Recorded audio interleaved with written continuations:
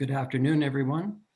I'd like to welcome you to this Zoom session for the Canadian Association for the Club of Rome. Our speaker today is Els Vanbeckevoort. She's the co-founder and CEO of SanEcoTec, which is a water technology company that's protecting and optimizing water health and quality. Her talk today is entitled The Global Water Emergency, Go Digital or Go Dark. So if you have any questions, please do put them in the chat and I will be bringing up those questions in order once the presentation is complete. And so over to Els. Thank you very much, Dave. I appreciate that. I'm going to just go back to sharing my screen here. Hope everybody can see. Yes, looks good. That's good. Thank you. Nice to meet everybody and good afternoon. And thank you so much for inviting me. I really appreciate it. I was asked by Gord, who can't be here today, but I was asked by Gord, would I be interested in coming to talk with you folks? And I said, absolutely. I know that this is an interesting organization. Everybody has a rich background and obviously are trying to be influencers of policy. And in some ways, as an innovator and kind of as an R&D company, we also are trying to influence public policy, and we're trying to move things in the right direction. I know this title seems a little dramatic, perhaps, but it's actually very true and very relevant to what I want to speak to you all about today. I'm going to just give a little bit of context as to why we think that this is, and this isn't even our statement, actually. This was a McKinsey report statement that came out to say, okay, this is where the world is headed. And so we've been on that path for quite some time, but at the same time, there are lots of different obstacles as we try to move in an industry in general that's been very slow moving. And so I'm going to give a little bit of context as to why and what's so special about water, I suppose. And then, what is the actual emergency? What is the actual issue?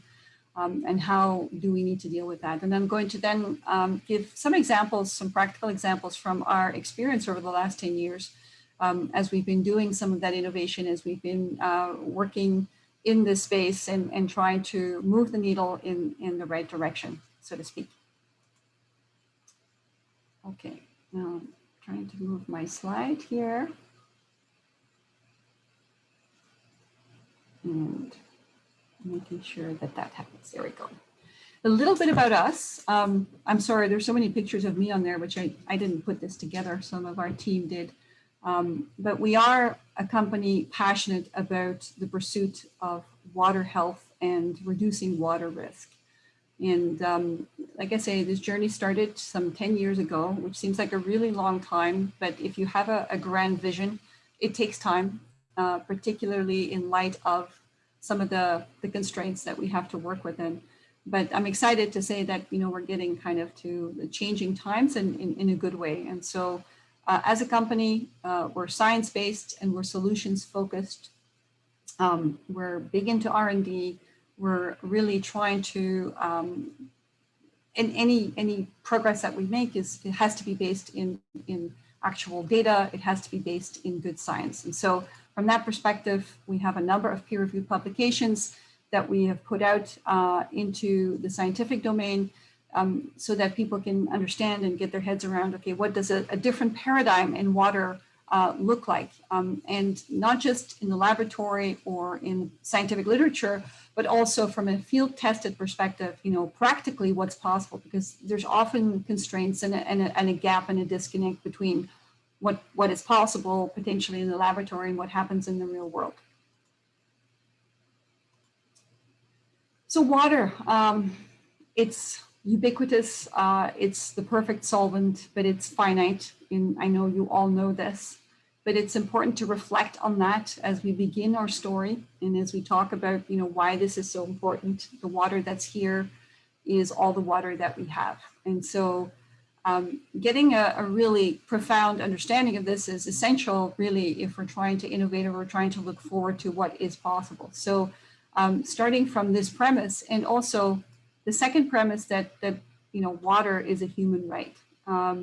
It's not really optional. Obviously, there are lots of essentials in life, but it is one of those things that, besides air, which I think is something like 3 minutes. Anyway, water is kind of the next thing on the list and what we can do without. And so making the acknowledgement that it is a human right, that it should be freely available, takes us really to the next point to say, okay, it's not just water that's a human right, but there's actually a functionality of water that requires us to treat it. And so from our perspective, it is the most important healthcare utility. And as a foundational premise, it has to be, potable.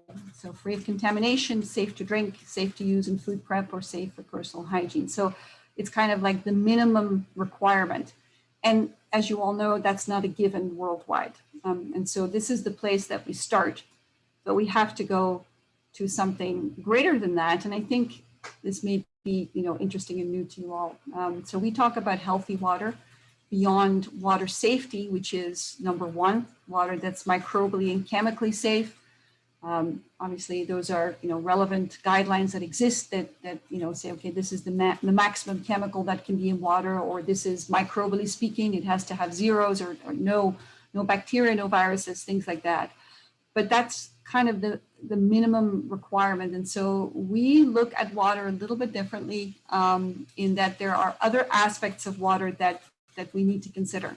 So one is that it's healthy, and that means beyond safe, that there is some balance of minerals and pH. I said at the beginning of the presentation that water is the perfect solvent. And so wherever it goes and wherever it touches, it will actually absorb nutrients or ions and different things like that. And so that can be both good and bad. And considering all of that, we need to look at water treatment in that context as well. So we need to have water that's resilient, and we'll come back to resilience a little bit later because there are other reasons for that as well. The other aspect that we look at as a natural result of water treatment is that there are disinfection byproducts potentially, or other toxins that are connected to treating that water. And so what we're looking for is a reduction or a removal of those potential toxins and byproducts. And so those are health aspects that have consequences also in other ways as well. Aesthetically pleasant is a given. Typically, if you've seen water, sometimes in parts of the world where there just isn't the availability of water treatment, it can look pretty brutal. But even in Canada, we've done extensive work on the East Coast, and sometimes the water looks brown or looks discolored, or it doesn't look particularly aesthetically pleasing. So we want it to be odorless and colorless and tasting like water, which is really tasting like nothing, actually, mostly. Although there are some interesting things about that, because I've been in Europe and I used to work with a lot of different water companies, and everywhere I went, they would make me taste the water and say, see, ours is the best. So people would argue that, the water will take up some of those nutrients and give it a distinct flavor. But in general, we're looking for good aesthetics. And then number 4 is the environmental aspect in all of this, is that, not creating toxic byproducts, not wasting water. And this is a huge issue in the way that we manage water resources and, compatibility with life. Those are key components, what we would understand as a healthy water profile, which has other implications as well. So that takes us to the big picture. What is this global water crisis? And so starting at the macro level, there's a huge operating cost annually, which is to the sum of $1 trillion, and it's growing all of the time. We're not addressing the infrastructure funding gap. So really just to maintain and sustain water infrastructure in Canada alone, we need to spend $120 billion. I know that some of you have heard about some of the water issues in First Nations and other communities, and we have been witness of that firsthand, and it's exceedingly challenging. And then globally, we're talking about $15 trillion. So, how do we manage something like this just to try and sustain or maintain an infrastructure that can actually serve our needs? So from our perspective, new dividends are needed. Improved vigilance, compliance, and reporting is kind of, the basic minimum requirement, but we think there are other elements at play here as well, particularly in light of this post-COVID world that we live in. improving our food supply and chain biosecurity, integrity, and resiliency is going to be critical in order to move it forward successfully. We are wanting to make sure that whatever implementation or whatever technologies or whatever innovation happens, that it has a positive environmental and social impact. And so that's not a given, particularly in a slow-moving framework as well. And so investors are looking for, how can we close the infrastructure gap, but keeping in mind all of those things that I've referenced here, and many more. And so that takes us to maybe getting into some of the meat of water treatment. As I mentioned before, it's a really important utility, but often in our experience as innovators, we do not consider some of the broader implications. And that makes it challenging in a way for innovation, but it makes it also challenging to meet some of those new standards and criteria that we've talked about. So what are the emerging issues in the world of water? I'll start with climate change. Of course, whether it's extreme drought or floods, which we've seen some very painful examples in the last number of months. And we're not familiar with drought in Canada because we have all this fresh water, but we're not immune to it either. But of course, there are whole regions in the world that have extreme weather conditions that they have to deal with. Or whether it's floods and other extreme weather events that make it very, very difficult to manage and really even to plan and to kind of organize your infrastructure around that. As I mentioned already, the aging water infrastructure is a huge problem, but there are also some other things as well, and some of them, of course, are all interconnected with each other. There are emerging pathogens that have made it more difficult to treat water.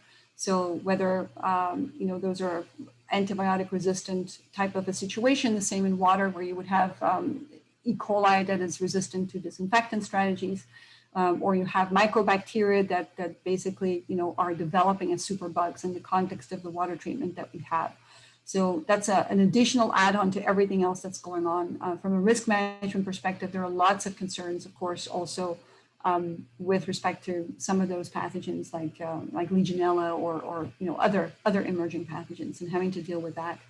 And then emerging contaminants, of course, again, is connected to something that I already mentioned before with respect to disinfection byproducts. So as a natural result from water treatment, often, there are some chemicals that are being produced that are not very beneficial to the environment. And so the problem is, of course, that we don't have new water.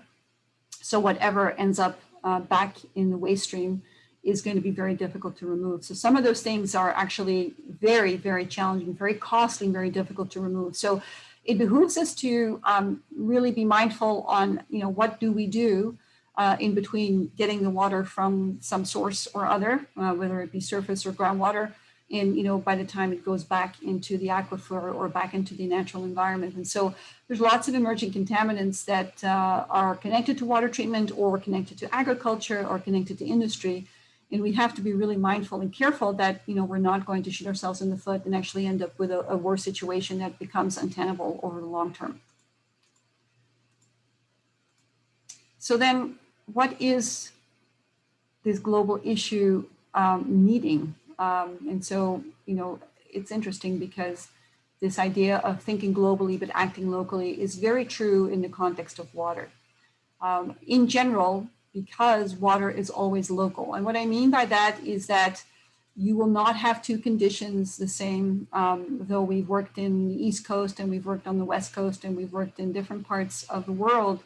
Water conditions are typically unique. And though we can come up with a common strategy on how we are to approach this, and that's what we've done in our company, how to solve those problems needs to be done at the local level. And so I know you all agree with the sentiment expressed on this slide, but it's no less true in the context of water. And so we have to do better. We have to find a way that we can protect the source. We have to find a way that we manage what happens between taking the water, using the water, and then putting the water back into the natural environment. And so that's really the key issue. And how can we do this? And that gets us into the meat of what we're talking about today. adoption of new technology in water has typically been very slow. And, I'm telling you, we've been at this for 10 years and we're really just getting on the cusp of being able to commercially move forward that which we have discovered and developed and designed and come up with, because there is this huge disconnect in understanding the true cost of water. So it's typically heavily undervalued, even more so. I think I'm originally from Europe, and I became a Canadian in 2012, as I mentioned to some of you before. But in Europe, how much water a person uses per day is about half of what a person uses here in general, though I will give you some examples of much more extremes in that regard. But it's really difficult for us to get our heads around, it's only water, right? It's kind of like, okay, we're interacting with it. We open up our tap, we're using it. There's little limitation in general. And so getting a real understanding of the true cost of water, the connections also with other things that we do, other activities. So with respect to, how much energy is needed to treat that water, how much chemical is needed to treat that water, how many people are involved in that process, and what are the outcomes at the end. Like there's a real environmental health and utility cost there that we just don't fully understand yet. And I think that that's been part of the reason why adoption of new technology has been relatively slow. Though there's great innovation, and some countries are better at it than others. In Canada, we don't have a federal water policy, so to speak, or we don't really. It is slowly changing, and some of the organizations that we're involved with are starting to trying to speak to policymakers and help them to take a leadership role in this. But I think as Canadians, there's a lot we could do, particularly because we have so much fresh water and we have the capacity to show some leadership in that regard. But in general, it's been slow. So the need of the hour from our perspective, and this is not just true in water, is a systems-based approach. And so if we can start to make those connections and help water users to understand that connection, then there is the capacity for really driving some change, some positive change, and to get some of that innovation moving forward. So two things that we're looking at, we talk about integrated sustainability. So it has to be progressing water health outcomes. It has to support environmental objectives as well. And economically, there has to be also a cost benefit, a return on investment. And we think there's a very strong connection if you start to count the cost properly. And that's what's needed in this situation. Like we have a carbon tax and we all can get our heads around, energy consumption and energy use. But from a water perspective, it's very similar. But yet, we're a ways away from truly getting our heads around that, or at least as a society, as stakeholders, we're a ways away from that just yet. So one of the challenges that we've come across in our organization is dealing with regulations. And of course, they're there to safeguard us. And I understand, and all of us understand that there's a need for regulations. And typically, the nature of regulations is that they have to be conservative and that they have to, move more slowly. But it is a challenge because the stagnation that we've seen, so rather than having a prescriptive model, which is what most regulations in North America, Mexico have, there are some other jurisdictions that are starting to actually, rather than a prescriptive model that's based in the old paradigm of how we've always done things, there are other models that are looking at an outcome-based model. So rather than saying, well, this is how you have to do it, we're saying, oh, this is the standard that we're looking for. And if we're looking for something better that promotes water health, then having an outcome-based model is going to be extremely helpful because then you're going to promote innovation. And so we've worked with some wonderful regulators, some interesting people that we've sat across the table from these last 10 years. And so it's not that there's a lack of willingness, there's just no mechanism by which this can happen easily. And so we've taken a different approach to this, which we'll come back to at the end of the presentation, but that, we have to try and drive this process in another way, or rather than push it, there should be some pull. And we think that digital adoption really is part of that answer that gets us to where we need to get to more quickly than what's currently happening.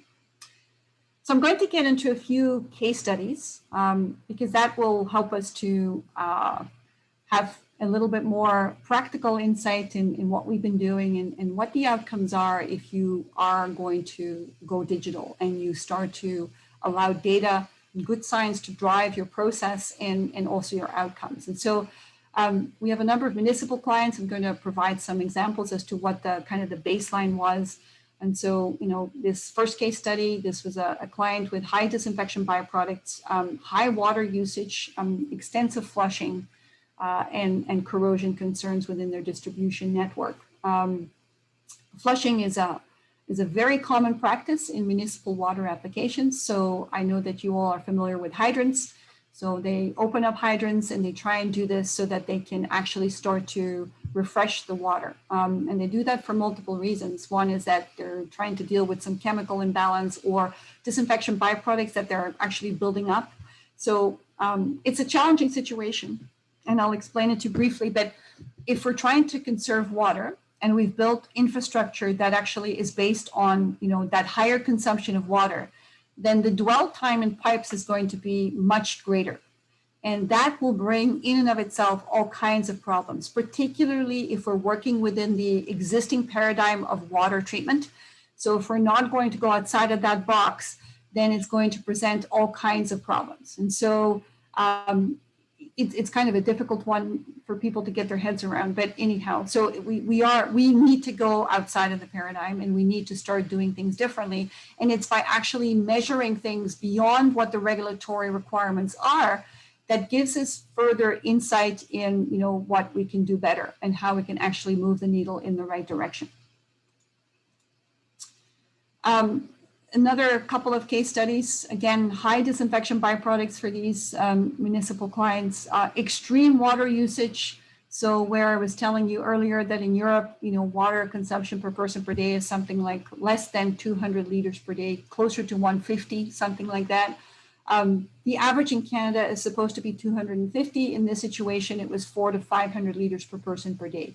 So getting your heads around that, obviously, you can see that there's a huge amount of waste that's basically being treated or being thrown out and not used. And so there are other issues that we've come across because of some of the corrosion and the aggressive water and some of the restrictions or some of the limitations. There was heavy metal absorption potential as well. So there were a lot of different challenges. Because the water was aggressive, lots of leaks, again, that leads to waste. And so you're never getting ahead of the situation and you're having lots of problems in the process. So I'll show you a few little graphs just to give you some visibility on how we were able to move that forward. Okay, move this slide now. There we go. So here are some graphs before and after. And so we did not only go digital, but we also were able to facilitate some changes in the type of disinfectant protocols that were used, going from just a chlorine disinfection model to a combined disinfection model where chlorination was still used for primary disinfection, but stabilized hydrogen peroxide was used in secondary disinfection. And so in these situations, you can see, so before here on the left is where we were before in the previous years. And this is where we went afterwards. So after our intervention and after our work with these communities, our disinfection byproducts dropped by 80% or more. And so that was for all three communities that we worked with. There was a huge benefit, even within the context of a reduction in water usage and flushing, like significant reduction, like 20% less. And energy costs went down by 15% at a time where actually the energy charges went up by 40%. So there's a real tangible outcome that can happen if you start to kind of function outside of that existing paradigm. But you really need to get people to think with you and understand the true cost of, okay, we're using chlorine, which is dirt cheap, and that's fine. And chlorine is good or has some good properties, but there are lots of implications. And because we were not measuring it, there wasn't the digital insight that was needed. It was very difficult to make changes. And so that was one of the ways in which the outcomes were significantly improved. Here's another example where here from Ottawa, we were monitoring a client on the East Coast. And so we were able to tell them before they knew that they had a leak, And so as you can see, this is kind of the water usage, so to speak, the usual range of pressure. And so we see the pressure go up significantly over actually 36 to 48 hours. And so we're able to, direct them to a few different locations within their distribution network to say, okay, you've got a major problem. You've got water somewhere that's escaping. You need to go look at this. And so this would normally not have been detected and would have gone on for a while. And because it was a feed forward system, there was no way of knowing where this even was located or where this was going to happen. So this would have saved them significant in time, in energy, and costs, and everything else that went before as a pretreatment cost in this particular situation. Here again is one of those communities where, after process optimization, and by no means was this finished, this was just as part of the kind of the pilot phase as we were working with this community. But you can see that the water use, before and after did go down significantly, was on a downward trend. Just because there was digital integration and optimization tools available, and there was visibility to be able to monitor that and to graph it. And so we're able to, to move this community in the right direction. And that led to all the improved outcomes that we discussed earlier. We work also in other application areas. And in fact, where we're going to be focusing in the next little while is very much in food production. And so this is an example of a number of greenhouses actually, where often in at least in North America, in other parts of the world also, but the water is only used once. So it's a once through system, extensive use of chemicals, so disinfectants, pesticides, sanitizers, all kinds of range of chemicals, nutrients, it goes on and on. And there's a significant concern with food safety from a disease pressure perspective and also a resistance perspective. So as I mentioned before, antibiotic resistance and kind of disease resistance, those are serious problems that require serious answers. And of course, there are lots of biotech companies working, but not so much focusing in the water space, or at least not from the context of, okay, what do we do with this? And so the outcomes in those clients that we're working with to go digital in this situation is first to get a real handle and an understanding, because typically they're not monitoring all of those things. They're actually, monitoring their nutrients, and that's about it. And so we have been able to get these clients to actually start looking at water quality holistically as a systems-based approach, looking at kind of the whole. And so it leads to all kinds of benefits for those heavy water users. So being able to reuse water safely and effectively, reduce the amount of chemicals and energy that goes into water that's wasted, right? So that's kind of part of the challenge in many situations, but you need to be able to do so safely. So giving them tools, digital tools that in real time, give them the capacity to manage and control disease pressures is actually key in this situation. So that's kind of the first thing that you need to do that will then lead to all the other outcomes as well. And so that, you really can start to see significant economic benefits in that situation. Here's an example of a food processor. So imagine a cheese factory, wonderful, some organic cheeses and cream cheeses and things like that. And they are getting city water. And though we may think that city water has consistent water quality, it truly does not. And so we've worked with a number of different businesses, different processors where we have monitored the incoming water quality and found that, it's actually varying greatly. That's true for greenhouses as well that are not on their own well or on surface water. And so there's a variance in water quality. And the problem is that they would not see that there is a problem until there's going to be a recall from their batch of cream cheese that comes back to them, from when it's produced to when it's actually on the shelf, 3, 4, 6 weeks later, they find out that they had a problem 5, 6 weeks ago. And so potentially, 30,000 little cartons of cream cheese have to be recalled because there's an issue. And so one of the big problems, of course, is that there's no early warning. And again, same as we have seen, though, the food industry, of course, is much more evolved compared to the greenhouse industry from a food safety perspective. But from a water quality perspective, again, they're not taking a systems-based approach. And so they will put in UV light, or they will put in some additional chlorine disinfection or whatever is needed that they think. but they really are not able to preventatively, predictively, or proactively deal with the issues. And so the microbiological challenges can be severe. And again, don't protect food security from that perspective. So you've got a lot of food and resource waste, energy wasted, water wasted, chemicals wasted, and also food wasted as well. And so what we can do with those clients is, again, by digital adoption, we enable them firstly to understand their baseline, to also start to experience and see the inconsistency, and not only to record that data, but actually to take that data to do something with it, so that you actually can get more consistent water quality. You can kind of even that out and get a more level line, so to speak, and have that early detection capacity and control of potential issues. And so the outcomes in this situation, again, you can reduce the amount of water that you need to waste. You can reduce the amount of chemicals that you need to use to treat that water, and the energy that you're putting into that food production. Also, you can save significant amounts of energy. So again, it comes back to some of those core principles that we've seen in the other application areas, but those are the outcomes that we're looking for.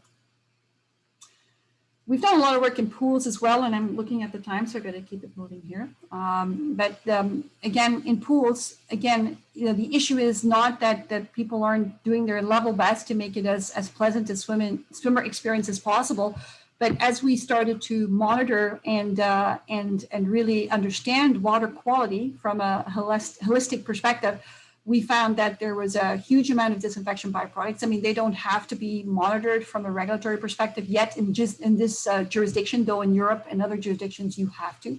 So the pool regulations are a lot tougher in other parts of the world. But some of the complaints are swimmer and staff discomfort, people that have to be in that environment. So mostly it's the air. People get red eyes and feel that they're not able to breathe, or that it's just uncomfortable. And those disinfection byproducts, they hover just above the surface of the water. So as you're swimming, doing this wonderful healthy activity, you're inhaling those disinfection byproducts. So it's not a good idea.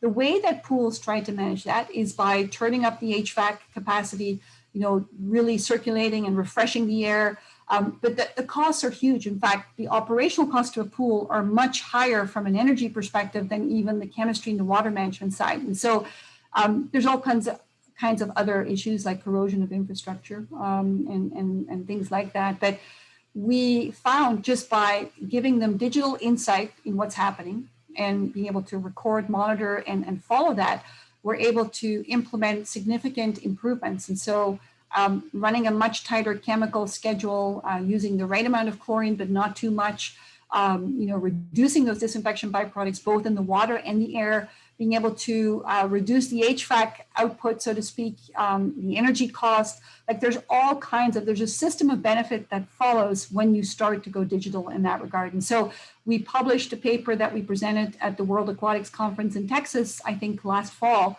But that was kind of, the general theme here is that when we start to actually look at important performance indicators in water that are not part of the current regulatory requirement, it really helps us both environmentally from a health perspective and also from an economic perspective in cents and dollars as well.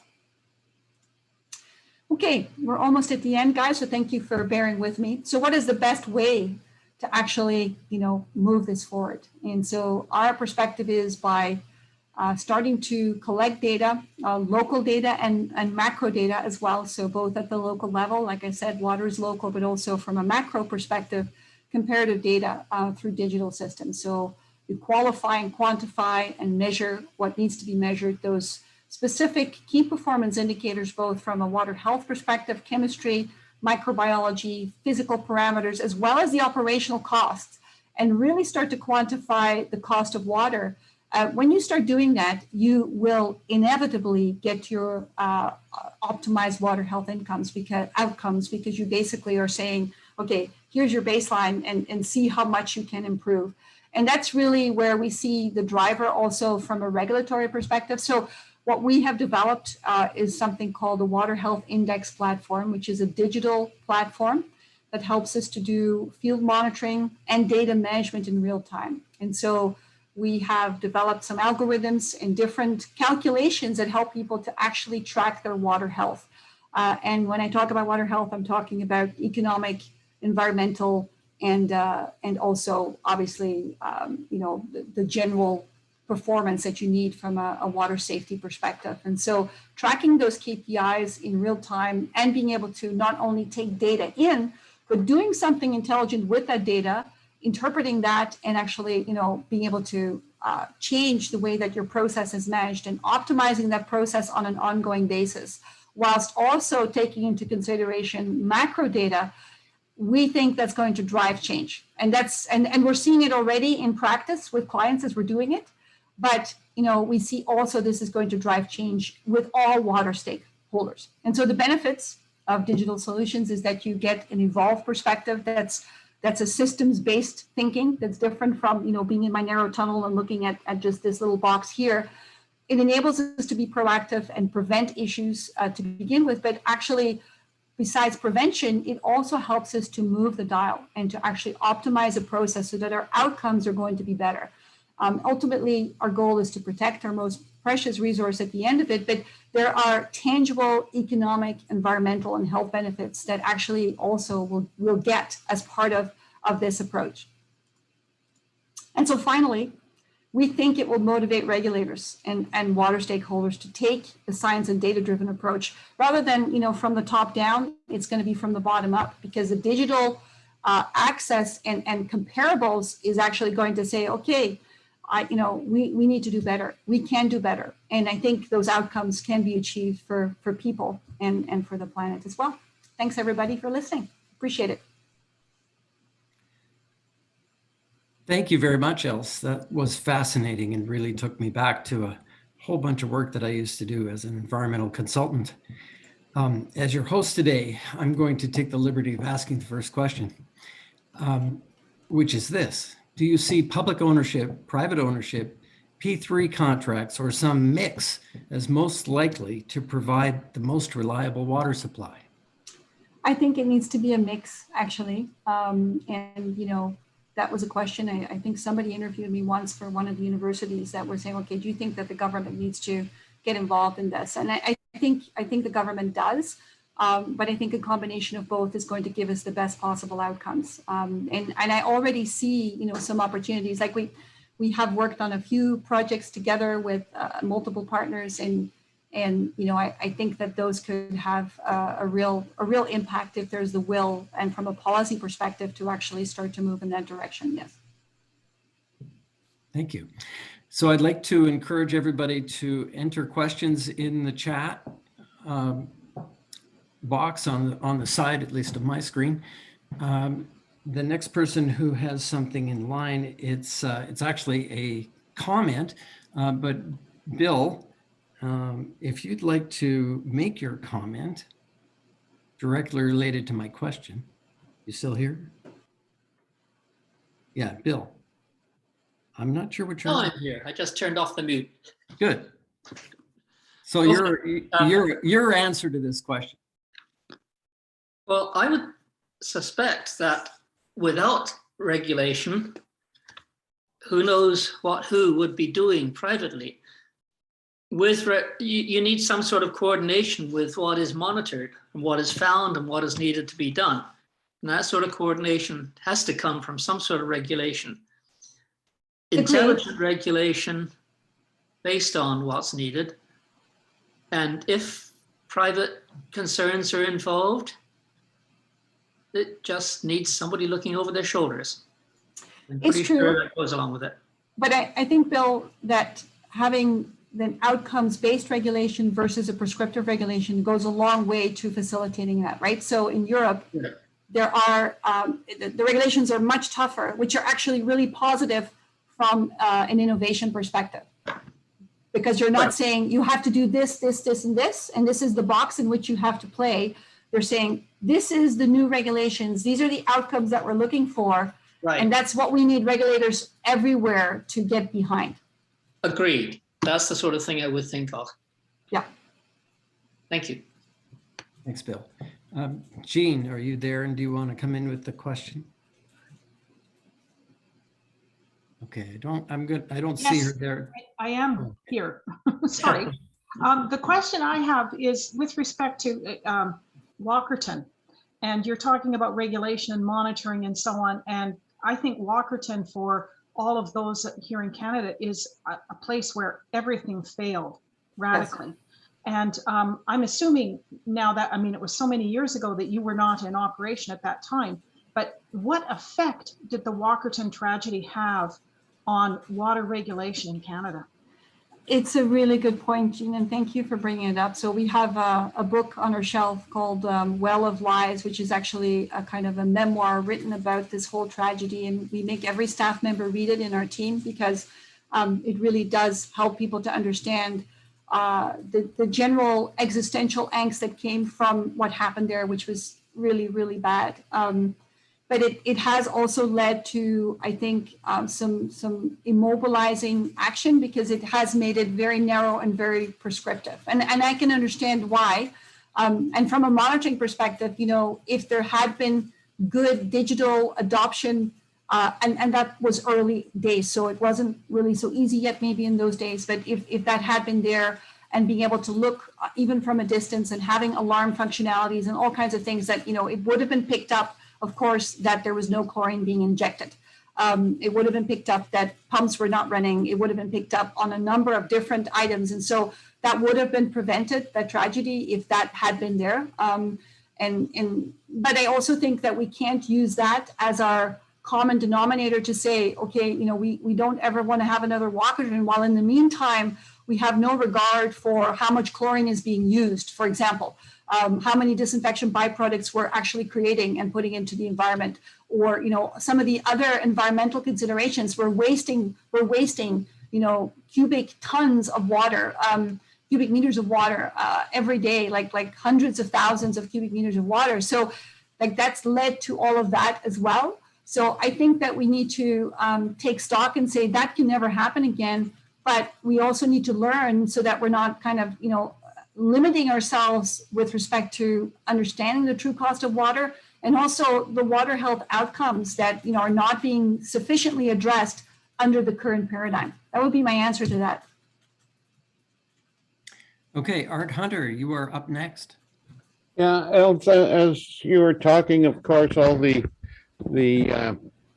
memories I have of seeing big pipes dumping just effluent into Lake Superior. I'm from Thunder Bay originally, and that was just a common thing. I'm thinking about what's going on in the tar sands and plastic pollution, and you've got a big job in front of you. But I don't want to try and cover all that. That's huge. But I do want to address the fact that many of our communities are in fact on salt water. You didn't specifically mention desalination, and whether in fact you're into that. I would think that's a fairly good sized piece of business.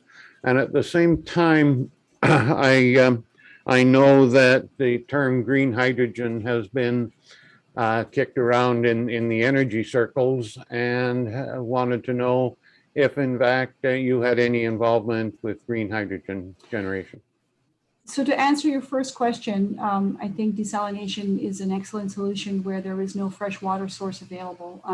So are we into desalination as a company? No, that's not our focus. Our focus is really on the digital management tools, the digital water management tools and process optimization. So can we work with those companies that do desalination? Absolutely.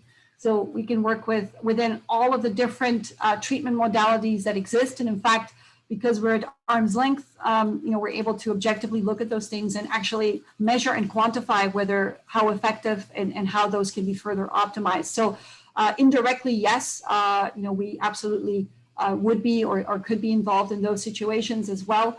And obviously, those are necessary, particularly in some parts of the world where there isn't fresh water readily available. So that's number one. Number two, green hydrogen.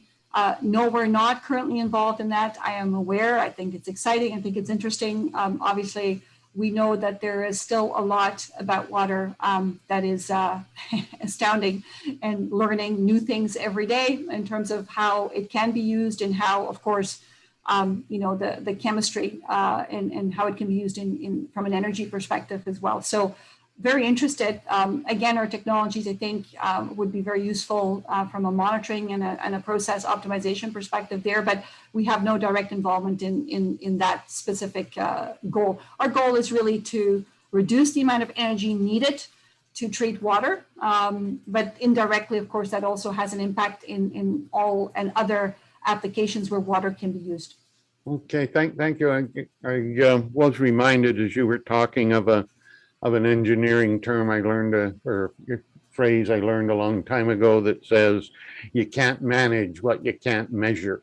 And and you've said that in other words several times. Absolutely. Yeah, absolutely. Okay, over to Ted Manning. Els, I'm delighted you're into monitoring. I make a lot of indicators and monitoring. It struck me immediately that a lot of the places that I've been working are places that are water poor, small islands like the Maldives or Cozumel or Barbados. And in fact, wherever they wanted to actually reticulate the water in Barbados, Ted, you're cutting in and out. And you're frozen at the moment. Hey, maybe turn off your camera for a second, Ted, because I'm interested in where you're going with monitoring energy and monitoring water and developing things on the systemic relationship where you can possibly deal with energy goals and water goals at the same time. Right. Yes. And I missed the question in there, but if you can just remind me, or I didn't quite hear. Was there a question there, Ted? Yes, there is a question. Do you have any integrated monitoring approaches that will allow optimization of water and energy use to achieve broader environmental goals? So some of the work that we're doing on the AI side and the data management side very much looks at energy as well as a key performance indicator. So absolutely, not directly in terms of energy, in and of itself, but as it relates to water, absolutely. Thanks. Okay, we're going next to Vic Buxton.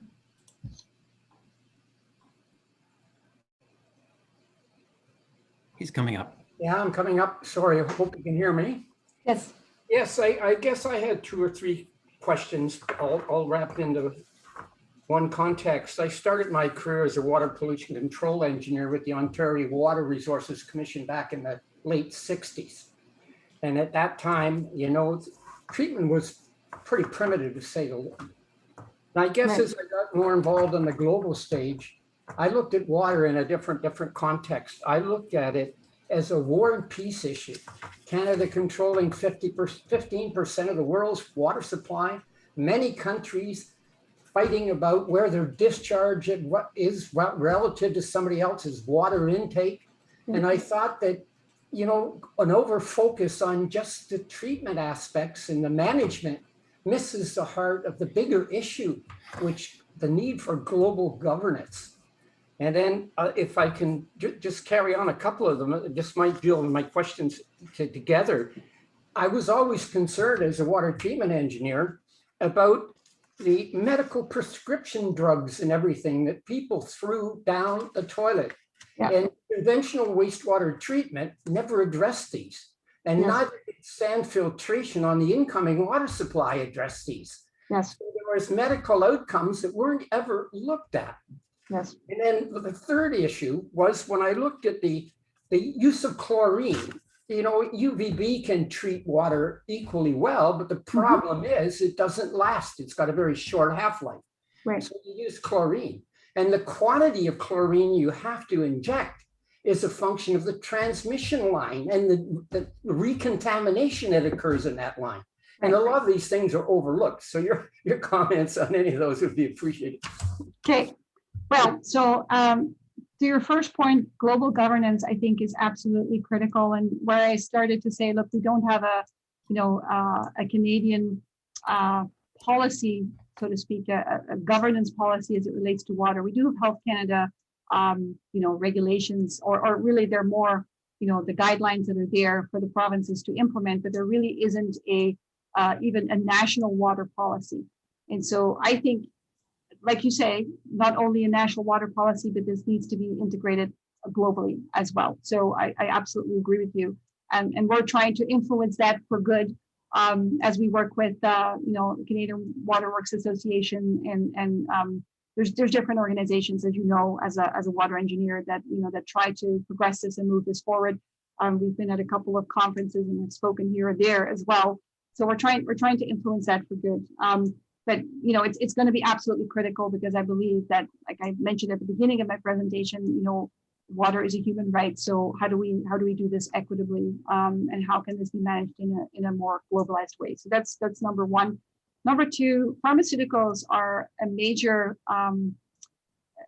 problem. So those are some of the emerging contaminants, and I didn't mention them by name, but absolutely you're on the money, and they are highly problematic.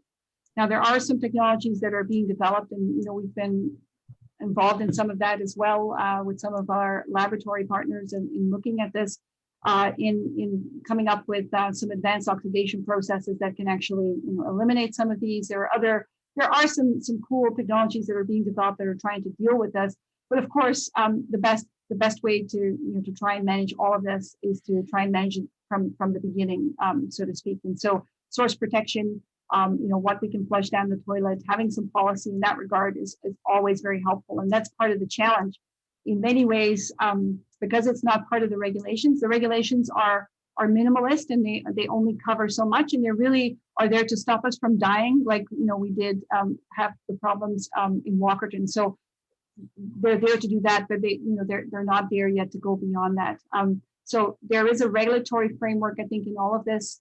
We talk about one water approach, right, where we understand the system's kind of integration and how it affects all parts of life. And so getting regulators to think in that regard, I know that they are trying and that they're trying to move in that direction. But I think that that's key.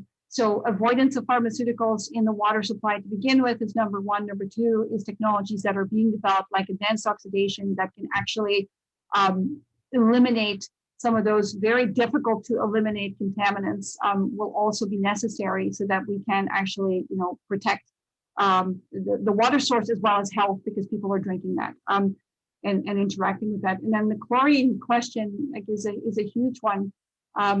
We've published, of course, on the use of alternatives, where we're in that sense, I'm proud to say of our team, we've got a multidisciplinary team here and in Europe, of people that really got this and understood that we need to do better. And so having the capacity to go beyond chlorination only, or to minimize the amount of chlorine, is absolutely key. Like, we were approached by a water authority in California last year. They were having huge issues with chlorine related problems in their main distribution pipe. Huge issues, and they're trying to use chlorine, and they're trying to manage the residual problem that you mentioned in the half-life by adding ammonia. So chloramination, you're familiar with that probably, Vic, and you've heard about it. And so that's North America's answer to that problem. Not in Europe, many jurisdictions don't allow it, but that leads to all kinds of other nitrification issues in the pipe and all kinds of other problems. And so they came to us because we have a lot of expertise in combination disinfection systems that go outside of the conventional paradigm, so that you can reduce the amount of chlorine, and you can use other technologies like stabilized hydrogen peroxide that has the capacity to be a good secondary disinfectant potentially, and has a much longer half-life than chlorine, but can yet be very effective to protect against any cross or post contamination. So, there's different things that can happen. Now, it's not our job, because we're not a producer of peroxide. I mean, there are those companies that want to sell as much peroxide as they can, or want to sell as much chlorine as they can. Our focus is really looking at the most sustainable way in which those technologies can be put together into a system, and how they can help to solve some of those really common problems that you've identified. And so those examples that I gave in my presentation are actually all towns that went to a combined disinfection approach, reduced the amount of chlorine to probably 1/10 of what they were using, and had much improved outcomes without having to sacrifice any safety of their water. In fact, the safety of the water went up significantly by the reduction of all of those other byproducts that, chlorine doesn't just combine with organics, it will combine with other chemicals like pharmaceuticals, like pesticides, and create byproducts. Like we're at 660, I don't know, there's a lot, but only 2 are regulated. So, we really need to get our heads around this and start thinking outside of the box. Okay, one last quick comment, if I could. I've been engaged with the United Nations agencies for quite a number of years as a negotiator on behalf of Canada on environmental issues. And I've been advocating and preaching the story of we need a Security Council, not just for war and peace, but an ecological environmental Security Council that can bring nations together. Right. And there was, you've got the 5 big warmongers sitting around the Security Council, but all of the people that are suffering the most from lack of water, yes, don't have a voice in this. Absolutely. I wholeheartedly agree. Anyway, that's enough time on me. Thank you. Thank you very much, Vic. That was a fascinating observation, Vic. I'm going to go to Peter Bolkowski, who's got a question that's directly related to your answer to the last question. Hi, I'm a chemist, now retired, done a lot of water treatment work, but industrial rather than potable. I was not familiar with your stabilized hydrogen peroxide. Does that, so that's the first question, does that solve the problem with dead spaces in large water distribution systems where chlorine and even chloramines fail to last, which leads to the need for a lot of flushing? A second question would be with regard to the Canadian drinking water guidelines. Do you see a need for major revamp? And I mean major, not just tweaking and the usual updates to that. And do you see other new treatment technologies that are not yet fully commercially adapted for potable water coming on stream? Well, those are very good questions and broad ones too. So firstly, I'll clarify, it's not our stabilized peroxide. There are a number of companies that make stabilized hydrogen peroxides. We have done a lot of the foundational research on it and really have developed tools and processes by which these can be used in the real world with respect to monitoring, control, and kind of digital tools around it. So to answer your questions though, yes, as a chemist, they do, those peroxides are able to overcome some of those traditional challenges that we've had in those dead legs and those dead spaces. Now, it's not a silver bullet. It's not, you can't look at it on its own. It has to be part of a system. And so you need your multi-barrier, right? So, but in a long distribution pipe, it has tremendous capacity to actually solve some of those problems that are connected to nitrification and or chlorine issues, because chlorine's half-life is very short. And particularly as it relates to biofilm, like we've done quite a bit of work. There's some new publications that we're working on right now as well.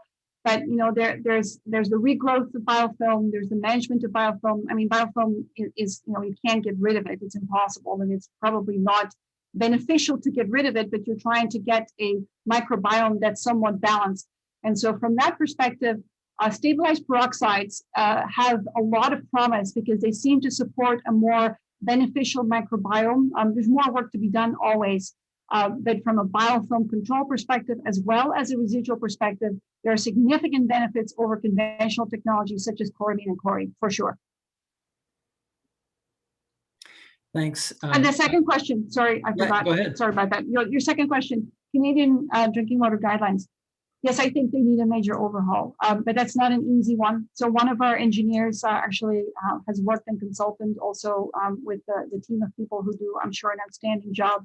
But yes, I think it needs some people, other stakeholders from industry, potentially other advisors. One of our people on our advisory board actually advises regulators in Europe. I think it needs some fresh input to say, okay, let's look at this carefully. And let's try to, one, broaden the scope so that we can look at some of those emerging contaminants and emerging pathogens. And let's also look at, rather than, I mean, they're not prescriptive as such, although they're driving provinces to be prescriptive. But let's make sure that, that we look at a different paradigm with respect to outcomes. So yes, it needs serious work. Like it took them 3, 4, I can't remember, maybe 5 years to upgrade the lead regulations. And that was just for one specific maximum allowable concentration for one parameter. So like that's not the way that we're going to make the necessary changes quickly enough. Interesting. Thank Thank you. you very much. Yeah, thank you. A couple of technical observations before I ask the next question. I'm actually in line to get that one. One of the slides had HAA on it, which I looked up, and it's haloacetic acids. Yes. And Peter's original question was about what stabilized hydrogen peroxide might be. And I found that that is actually a hydrogen peroxide solution to which a stabilizer such as silver ion has been added to make it more stable and a more powerful disinfectant. My question itself is, what is your method for dealing with selenium in mine wastewater? And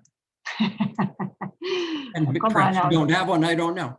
Well, you know, we have a few interesting ones, and not in mine wastewater, but we have come across some selenium and other sulfate issues in agricultural applications.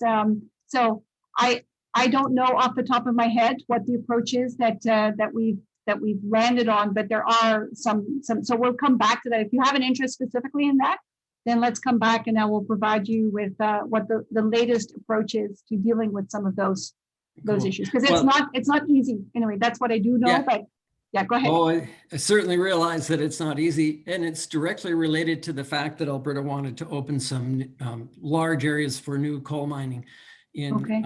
southwestern Alberta. And one of the major issues is that the coal beds do contain selenium. It's going to get out and it's going to be in the wastewater. Yeah. So Art Hunter, we're over to you for, in a way, a related question.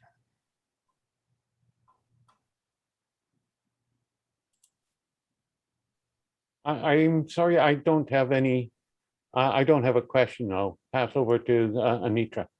Okay, I thought you had something related to tar sands. No. Tar sands. Well, Thank if I- you. Thank you, Art. Is that okay? Yes, Yeah, go ahead.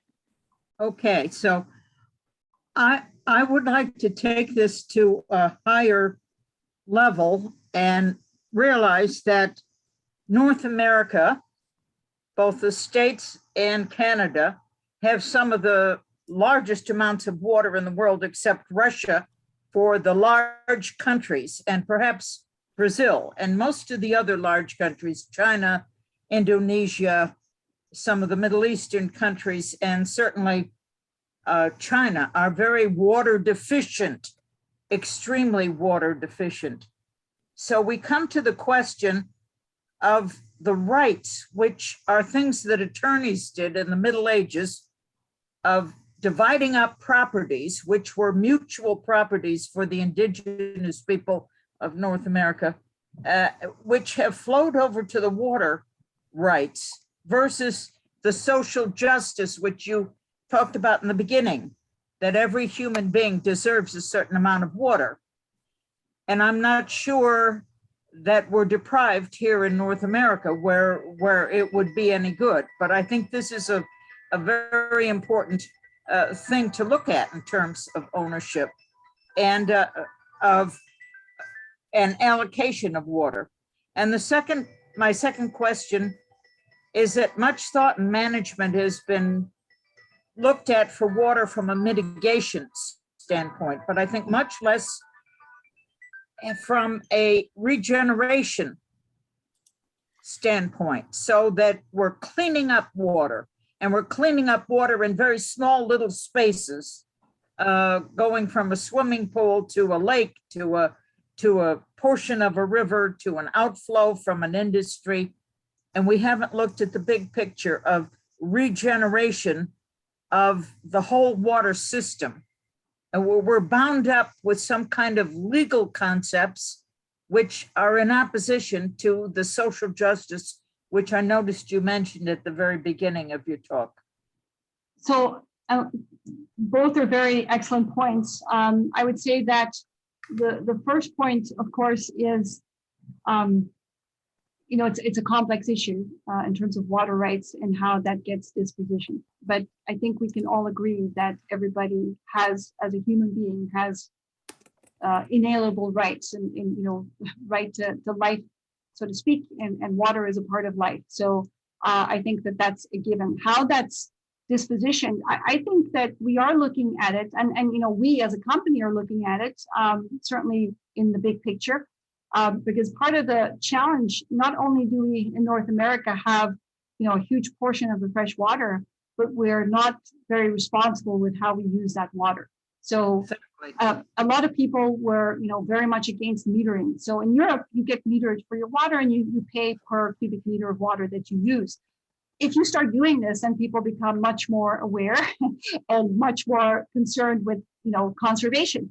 So that's number one. The challenge, of course, is that we haven't built and engineered our water treatment plants to manage much reduced water consumption. So that's another engineering. So there's sometimes also a disconnect between the kind of water chemistry people and kind of the water treatment people versus building engineers or that, like, there isn't really that integration that we need, because if we're going to actually reduce the amount of water that every person consumes, so that leads to a more equitable situation, then we need to have a way to deal with the outfall, scientifically speaking or technologically speaking, I would say, with what happens. Because if we start to reduce our flows through those pipes, and mentioning what some of the other questions from Peter, I guess it was before, from Vic, we're talking about, that we're starting to run into some serious technological problems under the current treatment paradigm. So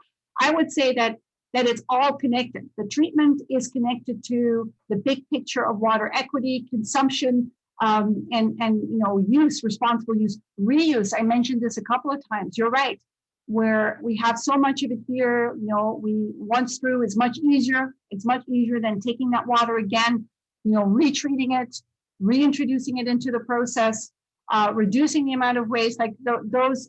So that's all big picture stuff that needs to be made possible. But in order for that to be made possible, regulations need to change, as well as there needs to be the ability to embrace new technology. And so what we're trying to do through monitoring, and in our water health index, Anitra, we're not just monitoring those key performance indicators from a treatment perspective or water chemistry or water properties perspective. We are looking at the broader implications of what are the economic and environmental costs as well.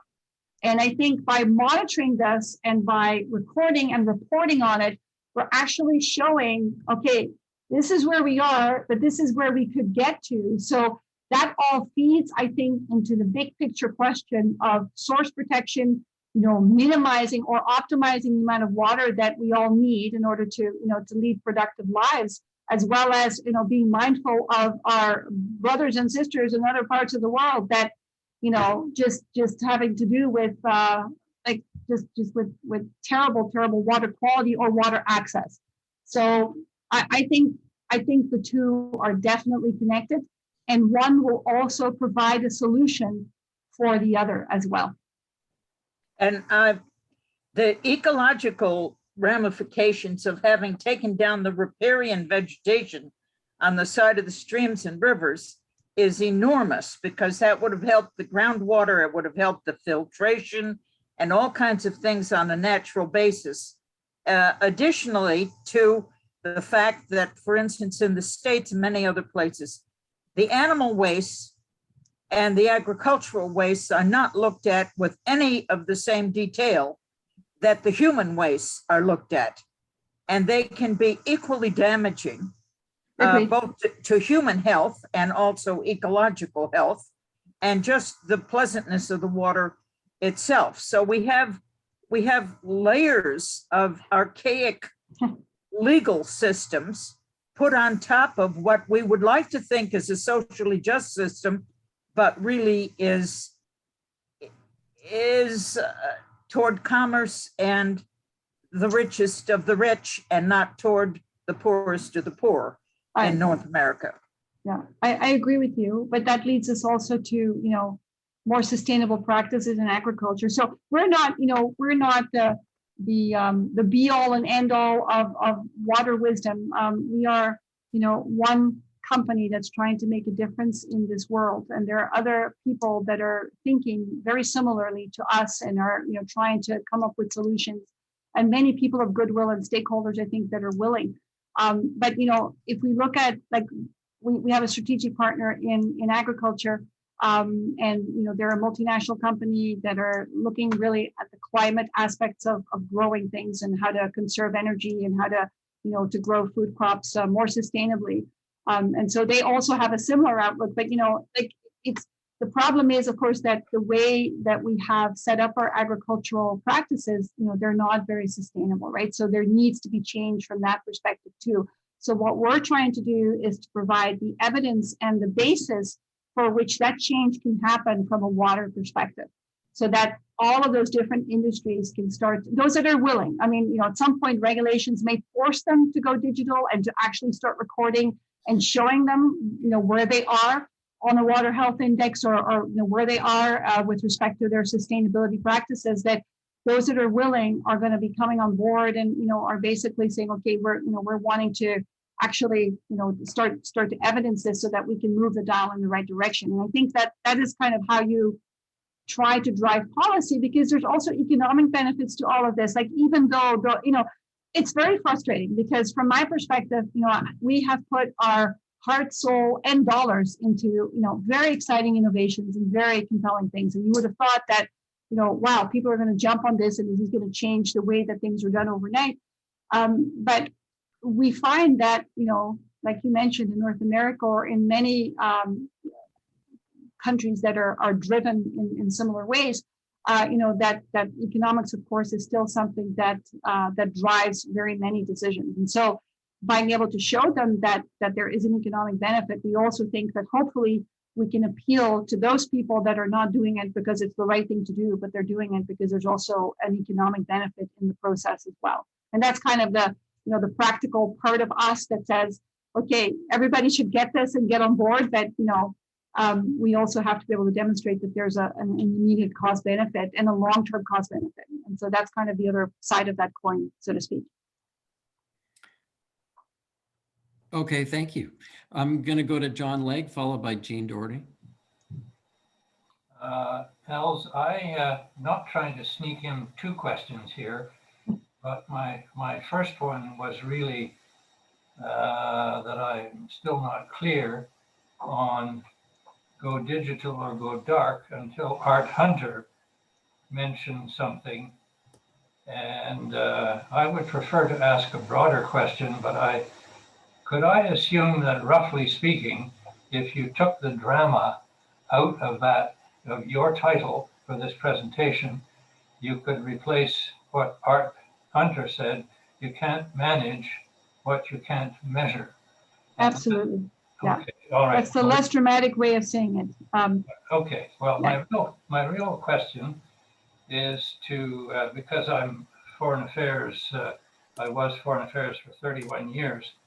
I like Vic Buxton's War and Peace link with water on the global scale.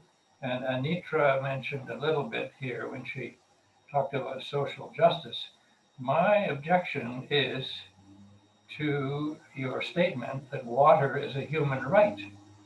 I think that may be more aspirational than reality-based.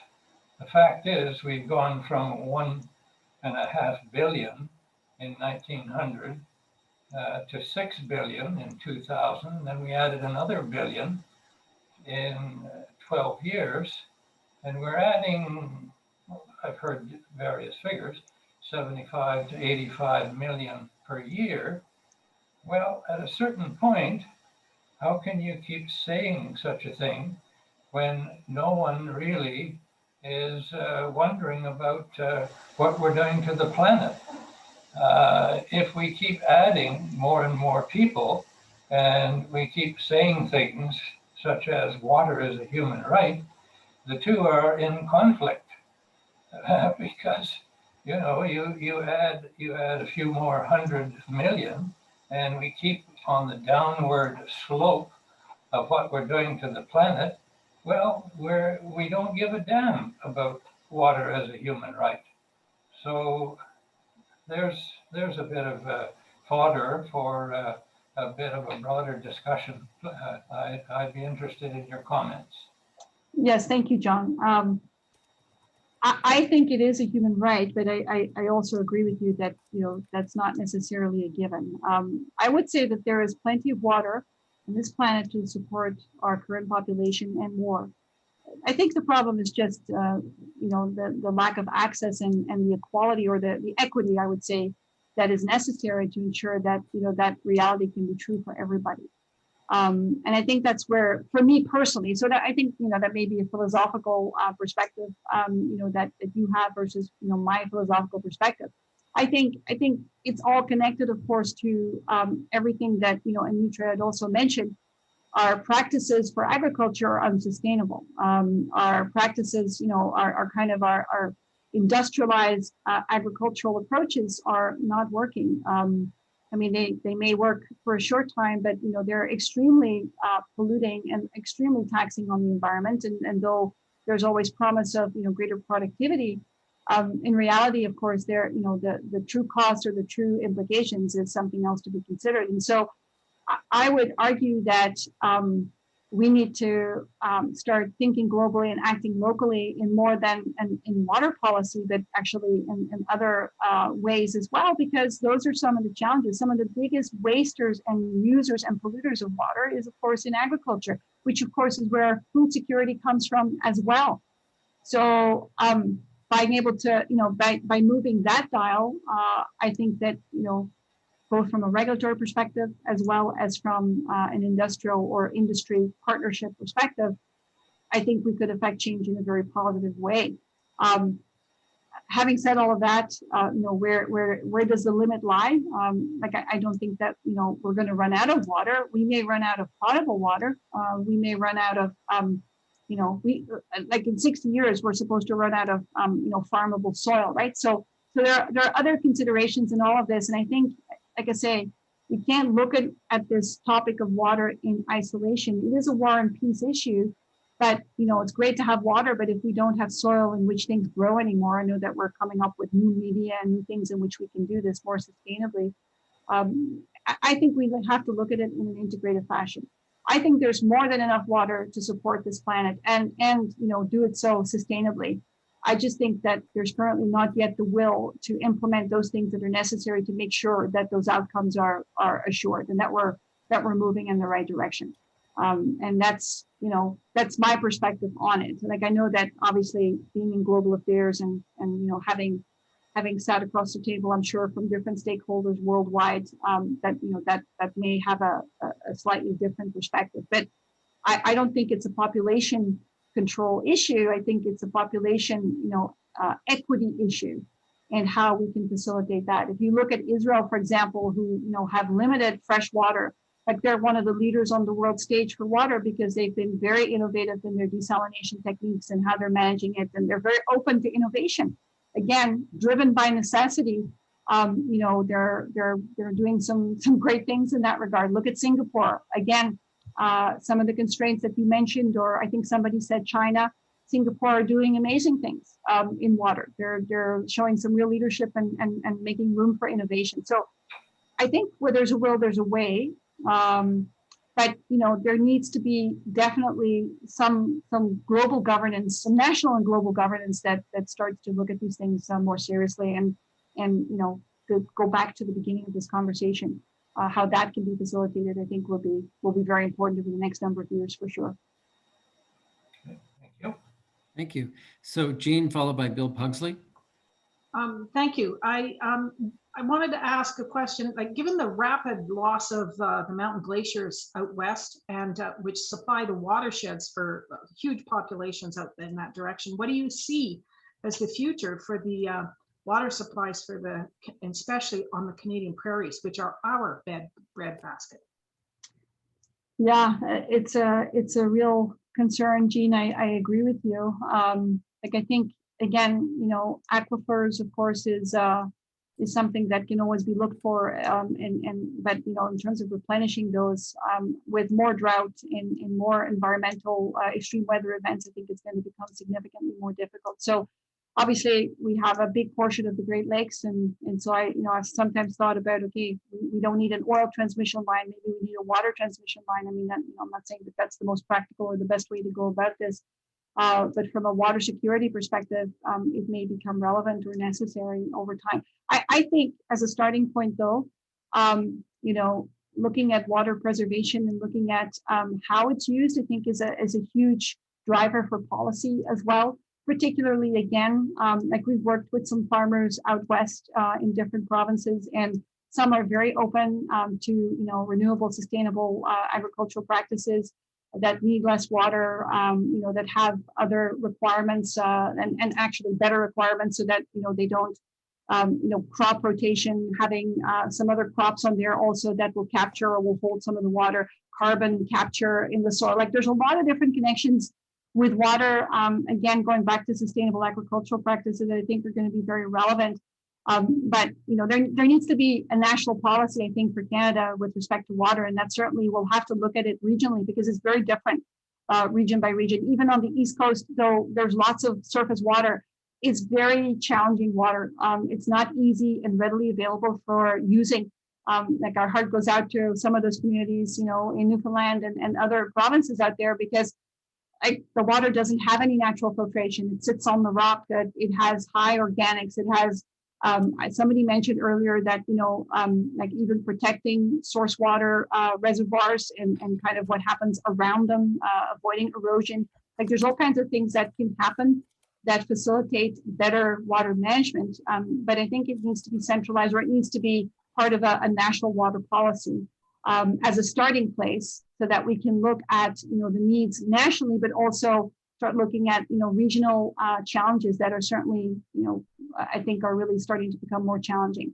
But again, it goes back to water consumption, water habits, sustainable agricultural practices, looking at some of the biggest water consumers and how can we affect change in a positive way, and then potentially, if it were really necessary, like obviously climate change is a reality. So even changing that or making, we're not going to be able to change that overnight, right? So we really need to think about resilience, and what technologies can help to support resilience in the water, and also in general in how we interact with it.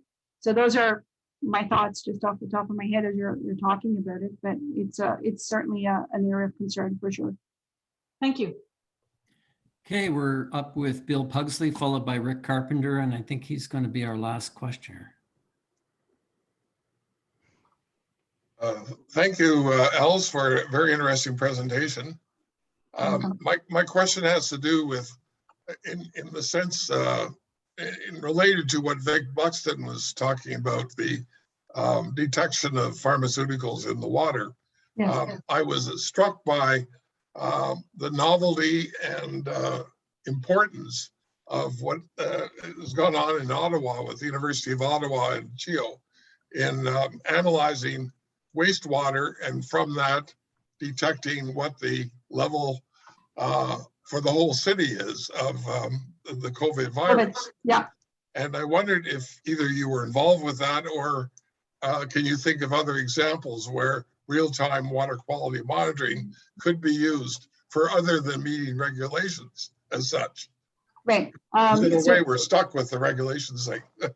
Yeah, that's true. And so PCR testing, which is what was used in this situation, the company that is doing some of this, actually, we have a close working relationship with them as well. They're a Canadian business out of on the East Coast.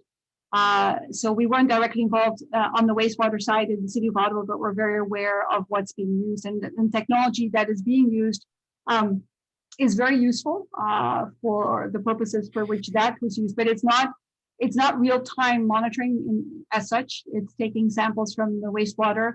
It's obviously running it through your PCR, and then you're able to report on that. And so it's good for tracking and for keeping track of. So what we're talking about is more real-time microbial monitoring, for example, or real-time other water chemistry monitoring. And so we're developing different methodologies for different sensors that and with other companies as well that are working on some of those sensors, but pulling those sensors into a digital platform that can keep track of it on an ongoing basis. And on an ongoing basis is also recalculating the water health index. So that's how we're approaching this. And you know, those rapid tests like PCR are very useful because they're a good validation test. Like it takes a little bit of work in the laboratory if you've ever seen a PCR analyzer and how that works. It's more than just, okay, dip the slide and it's, you know, here's a number. It takes a little bit more work from a skilled person, obviously, who's trained to use it. And so we're really looking for ways in which we can bring a lot of this online that goes kind of beyond, digital grab samples. And you'd be surprised how underdeveloped in many ways the industries that we're working in are, like from a regulatory framework and from a safety framework, municipal applications. Those people have the most sensors in general because they have the most risk, if you know what I mean, from that perspective. On the wastewater side, it's less so because it's wastewater, but though it's coming and it's happening.